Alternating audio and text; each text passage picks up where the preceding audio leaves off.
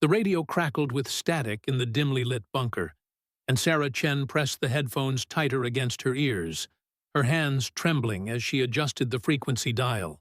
For 18 months, she had been invisible. Just another face among the dozens of communications operators buried 3 stories beneath the desert sand, relaying messages that generals and colonels would use to decide the fate of thousands. But on this suffocating August night, with sweat beading on her forehead despite the underground chill, Sarah would speak 2 words that would echo through military history forever. What she didn't know was that General Morrison was standing right behind her, about to hear something that would make him question everything he thought he knew about courage. Sarah had joined the military communications unit straight out of a small farming town in Iowa, where the biggest excitement was the annual corn festival and Friday night football games. Her voice was soft, almost musical, nothing like the commanding tones of the officers who barked orders through the underground corridors. Most days, she felt like a ghost haunting the radio waves, invisible to everyone except the static-filled voices that crackled through her headset.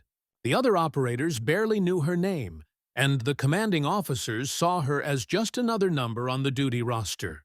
She had learned to blend into the background, to make herself small, to never draw attention.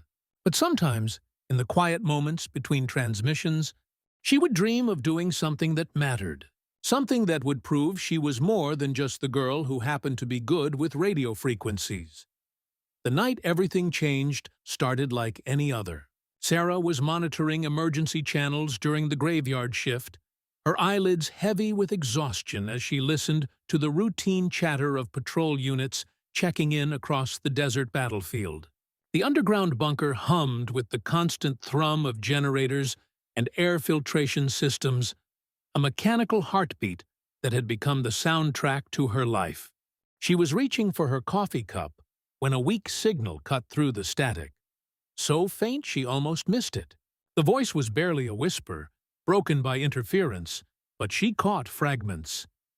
Shadow 4, taking heavy fire. Coordinates. Her pulse quickened as she realized this wasn't routine chatter. This was a desperate cry for help from soldiers who might not survive the next few minutes. Sarah's training kicked in as she began the standard procedure for emergency communications. But something felt different about this transmission. The voice on the other end was young, maybe even younger than her, and she could hear the raw terror beneath the professional military jargon. Shadow 4 requesting immediate evacuation. We have wounded. Enemy closing in fast. The signal kept cutting out, and Sarah found herself leaning forward, straining to catch every word. She tried to patch the call through to the Tactical Operations Center, but the main communication lines were overloaded with other emergency traffic. Standard protocol dictated that she should log the call and wait for the system to clear. But something in that young soldier's voice made her stomach clench, with an urgency she had never felt before. Without thinking, Sarah made a decision that would have gotten her court-martialed under normal circumstances. She opened a direct channel and spoke directly to Shadow 4, her voice cutting through the static like a lifeline thrown to a drowning person. Shadow 4, this is base communications. I have your position. Help is coming, but I need you to stay with me. What she didn't know was that General Morrison had just walked into the communications center to check on overnight operations, and he was standing directly behind her chair when her voice filled the room. The general, a man who had seen 30 years of warfare and thought he had heard every kind of courage, stopped dead in his tracks. There was something in Sarah's voice, a warmth, a certainty, a human connection that cut through the mechanical coldness of military communications like sunlight breaking through storm clouds. For the next 47 minutes, Sarah became the voice that kept Shadow 4 alive. She coordinated with rescue helicopters, relayed tactical information to ground units, and most importantly, she talked to the trapped soldiers with a compassion that transformed the sterile radio frequencies into a bridge of hope. I can hear the choppers coming, Shadow 4. 2 more minutes and you're going home. she whispered into her microphone, and General Morrison watched as tears rolled down her cheeks while she smiled.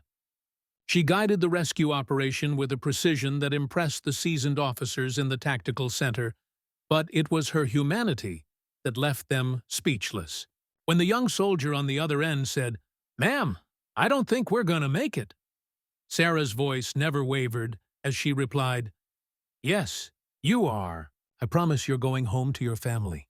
I can see the lights of the rescue birds on my radar, and they're beautiful."